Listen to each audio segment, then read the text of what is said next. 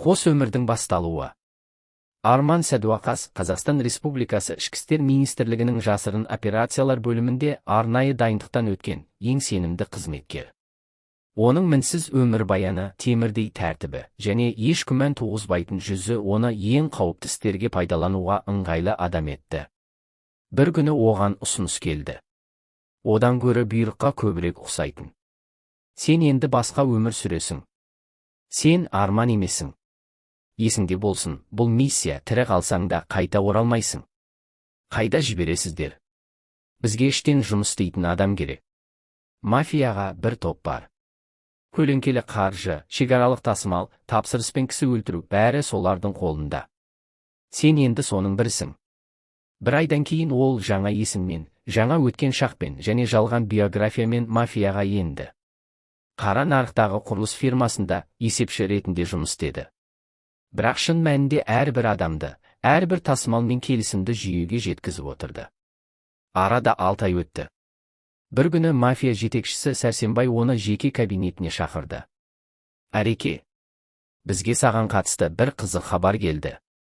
Арман ішкі дабылын сезіп, бірақ жүзін суық ұстады. Қандай хабар? Біреу сені полиция жіберген адам депті. Қалай ойлайсың, бұл мүмкін бе? Мүмкін емес, деді Арман байсалды түрде. Сәрсенбай үнсіз ұзақ қарады. Сосын қолын бір қағып, кабинеттің есігі ашылды. Ішке жаңа адам кірді.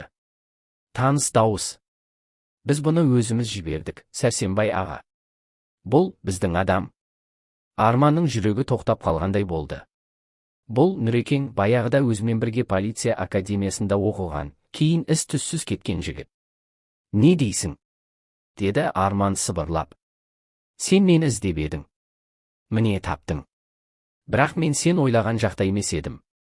Сәрсенбай мырс етті. Көрдің бе, бізде бекер адам алмаймыз. Арман енді білді, ол жалғыз емес. Бірақ енді бір сұрақ көкейін тырнап тұрды. Мен полицияның адасқан офицерімін бе, әлде мафияның екінші шанс алған сарбазымын ба? 200-дің ар жағында Арман кабинеттің терезесіне қарап ұзақ тұрды. Оған жаңа ғана көрсетілген шындық ішкі дүниесін төңкеріп жіберді. Нүрекең, баяғы досы, енді мафияның ішіндегі адам болып шықты. Бірақ оның кімнің адамы екенін ешкім нақты айтқан жоқ. Сол түні Арман жүйеге сигнал берді. Қауіпсіз байланыс арқылы. Іште қос агент бар. Жоғары лауазымды. Мен жалғыз емеспін. Бірақ кім үшін жұмыс істейтінін білмеймін. Бұйрық беріңіздер. Жауап кешікті. 2 сағаттан кейін ғана келді. Бақылауды жалғастыр. Әзірге сен күдікті емесің. Бірақ сенімді де емесің. Өзің шеш. Бұл жауап Арманды тығырыққа тіреді. Демек, жүйеде оған сенбейді. Сол сәтте ол бір нәрсені анық ұқты. Мен енді екі жаққа да сенімді емеспін. Келесі күні Сәрсенбай оны шет жақтағы бір кездесуге бірге алып барды. Онда шетелден келген әріптестер болатын. Арманға олармен келісімді бекіту тапсырылды. Құжаттар жалған, есеп қулы. Бірақ ішкі түйсігі бұл келісімде бір арамдық бар екенін сезді. Кешке Нүрекең жеке сөйлесуге шақырды. Әреке, тыңда. Біз екеуміз ішкі жүйенің адамы едік. Бірақ бұл жақта бір нәрсе анық, тірі қалғың келсе, шындықты өзің құрауың керек. Қай тараптасың өзің біл. Бірақ жүйе сені құрбан етуден тайынбайды. Ал сен қай жақтасың? Деді Арман. Мен өзімдікі жақтамын. Бұл жақта басқа амал жоқ. Сол түні Арман бір шешімге келді. Ол екеуінің әңгімесін жасырын жазып алды. Бірақ оны жібермеді. Әзірге, себебі оның өзі де кімге сенетінін білмеді. Көп ұзамай Сәрсенбай оған жаңа тапсырма берді. Бір адамның көзін жойыңдар. Ол сатқын. Кім екенін кейін айтам. Арман састы. Бірақ ең сорақысы, сол кеште ол сатқынның аты жөнін естіді, Нүрекең. 200-дің ар жағында Арман кабинеттің терезесіне қарап ұзақ тұрды. Оған жаңа ғана көрсетілген шындық ішкі дүниесін төңкеріп жіберді. Нүрекең, баяғы досы, енді мафияның ішіндегі адам болып шықты. Бірақ оның кімнің адамы екенін ешкім нақты айтқан жоқ. Сол түні Арман жүйеге сигнал берді. Қауіпсіз байланыс арқылы. Іште қос агент бар. Жоғары лауазымды. Мен жалғыз емеспін. Бірақ кім үшін жұмыс істейтінін білмеймін. Бұйрық беріңіздер. Жауап кешікті. 2 сағаттан кейін ғана келді. Бақылауды жалғастыр. Әзірге сен күдікті емесің. Бірақ сенімді де емессің. Өзің шеш. Бұл жауап Арманды тығырыққа тіреді. Демек, жүйе де оған сенбейді. Сол сәтте ол бір нәрсені анық ұқты. Мен енді екі жаққа да сенімді емеспін. Келесі күні Сәрсенбай оны шет жақтағы бір кездесуге бірге алып барды. Онда шетелден келген әріптестер болатын. Арманға олармен келісімді бекіту тапсырылды. Құжаттар жалған, есеп қулы. Бірақ ішкі түйсігі бұл келісімде бір арамдық бар екенін сезді. Кешке Нүрекең жеке сөйлесуге шақырды. Әреке, тыңда. Біз екеуміз ішкі жүйенің адамы едік. Бірақ бұл жақта бір нәрсе анық, тірі қалғың келсе, шындықты өзің құрауың керек. Қай тараптасың өзің біл. Бірақ жүйе сені құрбан етуден тайынбайды. Ал сен қай жақтасың? Деді Арман. Мен өзімдікі жақтамын. Бұл жақта басқа амал жоқ. Сол түні Арман бір шешімге келді. Ол екеуінің әңгімесін жасырын жазып алды. Бірақ оны жібермеді. Әзірге себебі оның өзі де кімге сенетінін білмеді. Көп ұзамай Сәрсенбай оған жаңа тапсырма берді. Бір адамның көзін жойыңдар. Ол сатқын. Кім екенін кейін айтам. Арман састы. Бірақ ең сорақысы сол кеште ол сатқынның аты жөнін естіді, Нүрекең. Бұйрық пен арасындағы қадам. Арман сатқынның аты атылған сәтте бір сәтке тыныс алмай қалды. Кеудесіне біреу тас салып қойғандай болды. Жүйеден кеткен, ізім ғайым жоғалған Нүрекең енді көзін жоюға бұйырылған нысана. Бұл нақты ма? Деді Арман күмәнмен. Әрине, деді Сәрсенбай. Біз іштен шыққан шірікті тірі қалдырмаймыз. Ол бәрін бүлдірмей тұрғанда көзін құртамыз. Арман басын изеді. Бірақ ішінен бір нәрсе сынды. Ол күні бойы үнсіз жүрді. Жүйеге ешқандай сигнал жібермеді. Себебі өзі де шешімсіз еді. Кешкісін ол Нүрекеңмен жолықты. Ешкім жоқ қараңғы қоймада. Сен сатқынсың ба? Деді Арман. Сен не айтқың келеді? Саған тапсырыс берілді. Өлтір деген. Онда ат. Бірақ екеуміз ескі дос едік қой. Сен кімге жұмыс істейсің, Нүреке? Жүйеге ме, әлде мафияға ма? Сен түсінбейсің. Екі жақта өтірік. Екеуі де бізді құрбан ететін құрал ретінде қарайды. Мен соның ішінен жол іздедім. Қандай жол?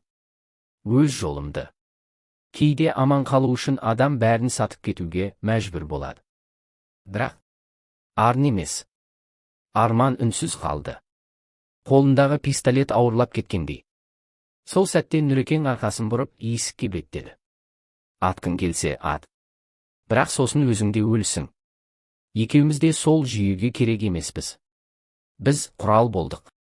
Ал құрал істен шыққанда оны лақтырады. Арман еш нәрсе істемеді. Есіктің жабылған дыбысы ғана қалды. Сол түні ол шешім қабылдады. Мен бұл ойыннан шығам. Бірақ үнсіз кетпеймін. Арман ертеңіне жүйеге толық есеп берді. Нүрекең туралы емес. Керісінше Сәрсенбай мен жоғарыдағы сыбайлас құрылымдар туралы. Қос агент емес, шын сатқын кім екенін дәлелдеп берді. Бірақ жауап ұзаққа созылды. Бір апта бойы еш хабар болмады. Күтпеген нәрсе сол кезде болды. Жоқ адам. Арман бір апта бойы жүйеден хабар күтті. Бірақ байланыс үзілген. Не жауап, не сигнал жоқ. Әлденені сезгендей телефонын өшіріп, алдын ала дайындалған қашу жоспарын іске қосты. Сол күні кешке мафияның ішіндегі бақылау тобы оны жоғалып кетті деп жариялады. Бірақ таңға жуық бір белгісіз нөмерден қысқа ғана хабарлама келді. Сен енді біз үшінде, олар үшінде жоқсың. Ол бәрін түсінді. Жүйе оны өшірді. Енді ол жоқ адам. Екі тарапта оны енді тірі қалдырмайды. Себебі ол тым көп шындық біледі. Арман қала сыртындағы ескі гаражда жасырынып отырды. Қолы дірілдейді. Жүйе мен мафия қатар іздеген адам үшін қашып құтылу мүмкін емес. Бірақ Арманның бір артықшылығы бар еді. Ол бәрінің ішінен өткен. Бірінші күні ол байланыссыз кетті. Екінші күні жасырын ноутбук арқылы барлық деректерді шифрлап, бұрынғы академиядағы сенімді досына жіберді. Хатқа қысқа ғана сөйлем жазды. Мен емес, шындықты сақта. Үшінші күні кешке қарай көше камераларынан оның суреті тарады. Сатқын, қос агент, қауіпті қылмыскер деген сипатпен. Ол кафеге кірсе, артына күзет келеді. Автобусқа мінсе, тінту басталады. Енді Арман тек адам емес, тірі нысана болды. Сол түні оны ұстап алды. Қала шетіндегі қоймада таң атқанша азаптап сұрақ қойды. Кімге жұмыс істедің? Екеуіңе де. Бірақ сенбейтіндерің өздерің. Құжаттарды кімге бердің?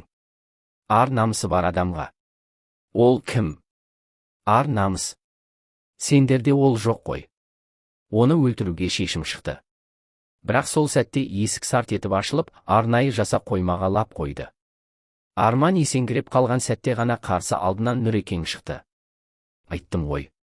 Екеуміз де бұл жерден тек бір жолмен шығамыз деп. Арман көзіне жас алып күліп жіберді. Сен әлі тірісің бе? Енді ғана басталды. Шындық шекарасында. Арманды құтқарғаннан кейін оны құпия нысанға жеткізді. Ол жақта ешкім атын атамады, тек негізгі куәгер деп қана атай бастады. Бірақ оның өзі де кім екенін енді нақты білмейтін. Бірнеше күн ішінде Арман берген ақпараттың барлығы сараланып, тексеріліп, іске тіркелді. Сотқа дейін бармас бұрын жүйе ішінде бір аласапыран басталды. Жоғары шенді бірнеше адам ұсталды. Мафиямен байланысы бар деп күдікке ілінген лауазымдылар тергеуге шақырылды. Ал Арман қорғауда. Бірақ шын мәнінде абақтыда. Мені еркіндікке шығармайсыңдар ма? Деді ол. Сен тым көп білесің. Еркін жүрген кезіңде кез келген тарап сені қайтадан құралға айналдыра алады. Сонда мен не үшін күрестім? Ақиқат үшін. Бірақ шындық еркіндік емес. Ол жауапкершілік. Сол сәтте Арман күлді. Көзінде мұң мен жеңіс қатар өрілген. Демек мен енді ешкім емеспін. Жоқ, сен тірі қалған шындықсың.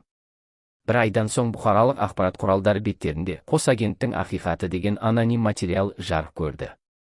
Онда Арман туралы бірде-бір есім айтылмағанымен, жүйе мен мафияның арасы алғаш рет ашық сипатталды. Қоғам дүр сілкінді.